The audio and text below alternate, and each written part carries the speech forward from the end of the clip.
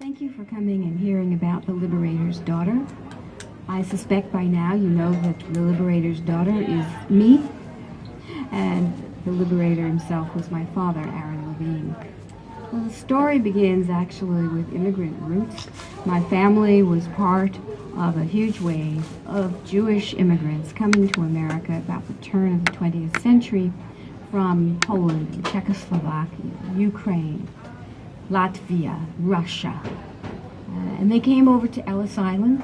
Many of them continued to speak Yiddish, but many of them also changed their names in order to avoid being found and tortured, which unfortunately was all too frequently the case back in the old country. So my grandfather, one of them took the name of Levine. This was not our original name. And one of them took the name of Malloy, a nice Irish name. Okay. And the Levines stayed mostly in Boston area, and the Malloys traveled down the eastern seaboard coast as tailors, and eventually ending up in Bermuda, where my great-grandfather was a tailor to one of the tourist shops. They did not look back. They never went back. And I can't imagine what my father must have felt as a military officer being sent back to rescue those who had not left or could not have left. So the world that they left behind is not something that I have seen personally. However, I've run into it rather by chance, if there is such a thing.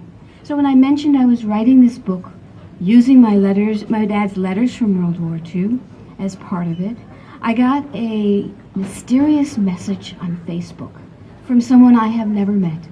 It was a nurse who had nursed a Holocaust survivor 20 years ago and had promised him that she would make sure that his memoirs got published. And would I consider them for my book? So I said, well, I'll look at them and let you know. Little did I know that they would arrive, regular mail, the originals. No insurance, nothing, just arrived, and they were beautiful, horrible at the same time. And I've put them in the book. And in Leon Weisband is the one who left these for us, and in his words, this is what it was like growing up.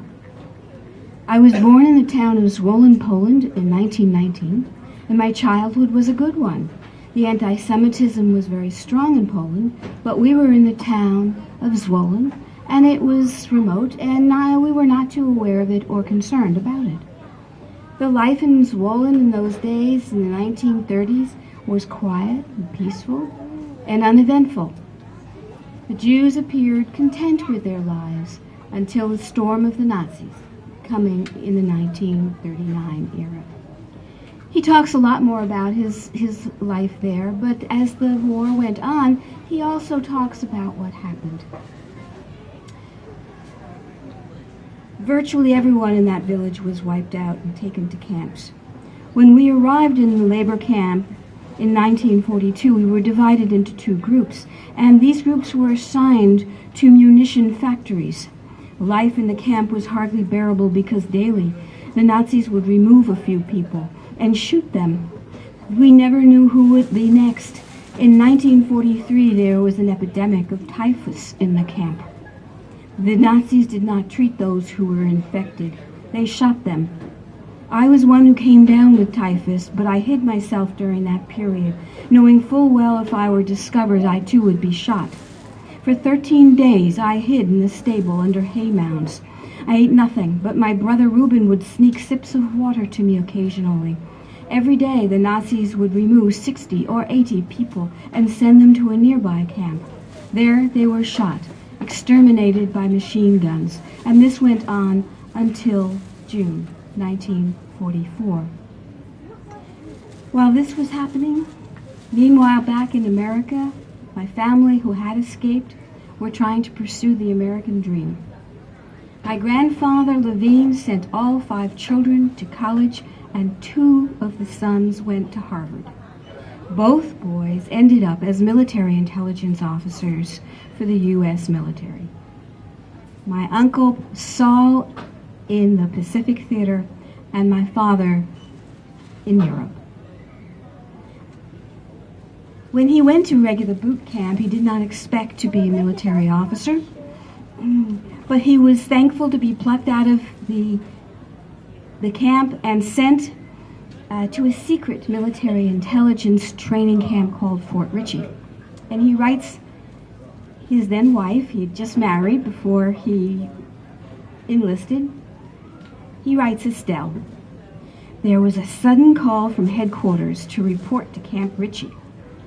Captain Cameron, Harvard business scholar, was very supportive, said that I was to transfer as a secret. That night, I whispered to Estelle, 'We're getting the hell out of here.' The next day, I was in a Pullman train to Maryland. Little did I know that I would just miss a class and spend the next month cleaning classrooms from midnight to 7 a.m. and spend the next month cleaning classrooms from midnight. But it was better than the garbage detail, with garbage up to one's knees. My campmate said that I am the kind of guy that falls into the toilet and comes up with a gold watch." Finally moving from the toilets to the training room, Dad talked about the typical training regimen. Quote, "Classes started and consisted of order of battle, interrogation and interpretation techniques, photo interpretation, and plenty of field work. Carrier pigeons, radio, and telegraph. There were lectures on military information and a tough 2-day field exercise problem, which I somehow managed to survive."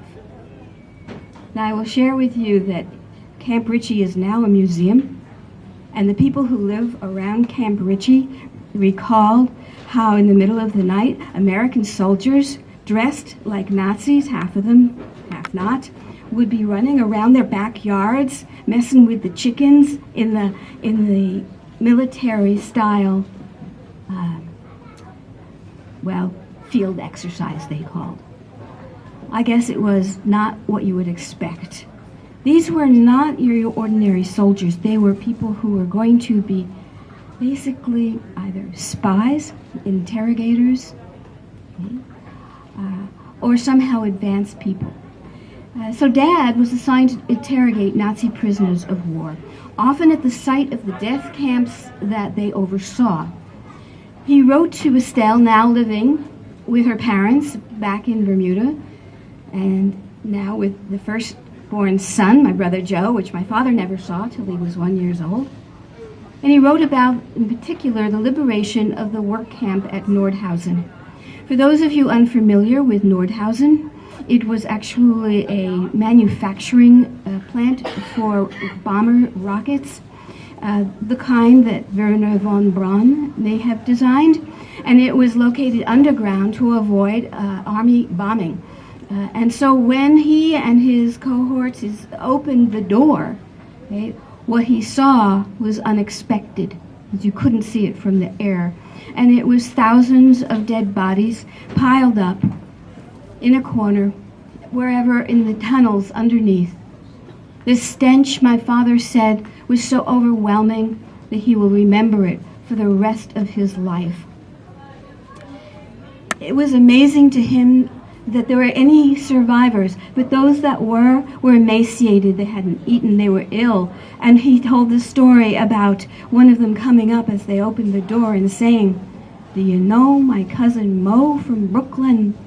And suddenly just dropping dead at his feet. So my father, being a philosopher type and with that great education, wrote in his letters about what he saw.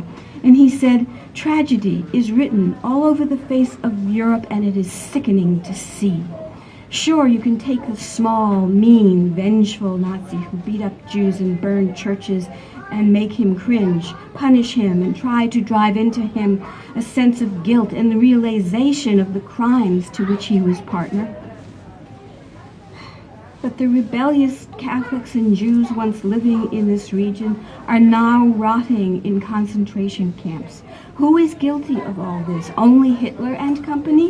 What about the men and women who say they were forced to join the party, but made comfortable livings while these Europeans starved?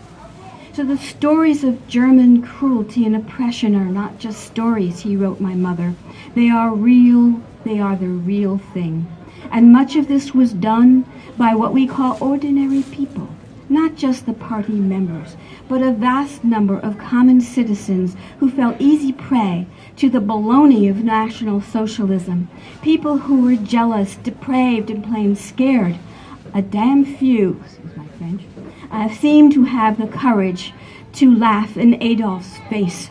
I have met some of them and have only admiration for them because they fought in spite of everything and know on what side they stand and have always stood.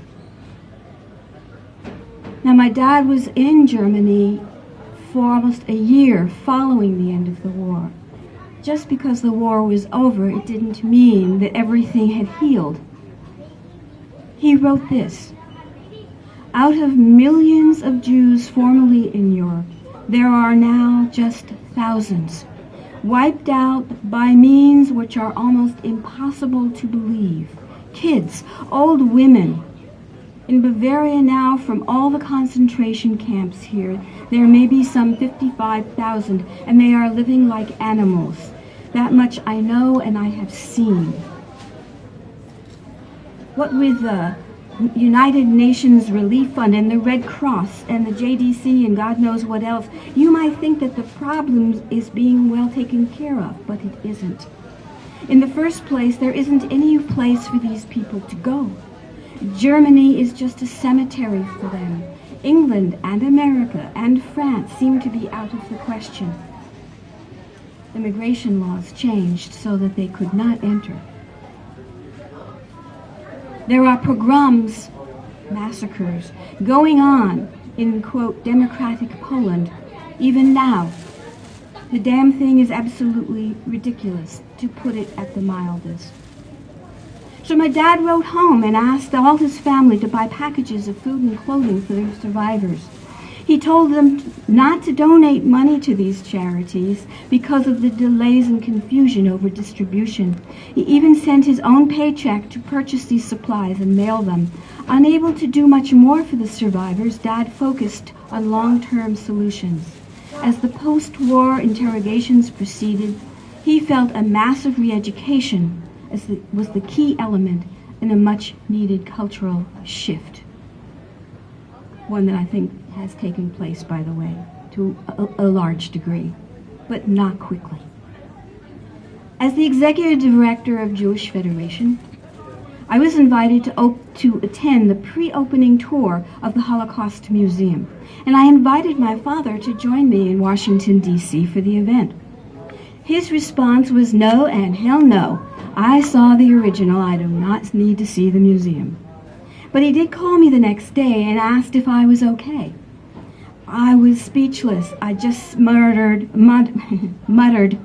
National House of Horrors, I whispered into the phone, singling out in particular the museum's reconstruction of a room from one of those camps. I can't believe this is just a fraction, Dad, of what you must have seen. He explained that most people couldn't or wouldn't believe it. We marched the townspeople to the camp, he said, and this was Nordhausen, and made them go through it, see it all. No one should be able to say that it didn't exist or it was an exaggeration. When I am asked why I wrote this book, I answer that I am compelled from within and by my commitment to my father's ideals. Those of you who know me know that I have done much to dedicate my life to Tikkun Olam, which is Hebrew for repair of the world. My work on behalf of the Jewish community, cultural diversity, race, women, those who are most in need, has all come from a determination to do the right thing. Yes, I have seen Holocaust deniers in person. I saw David Irving, an international, infamous Holocaust denier, believe it or not, in Tulsa, Oklahoma, shortly after the bombing of the Oklahoma City Murrah building. I wanted to see for myself what was happening on American soil, and I did. And what I will say to you, that we all must speak up, but that alone is not enough. We must act if we are going to repair the world. And that's why The Liberator's Daughter was written and contains all this original material. Thank you.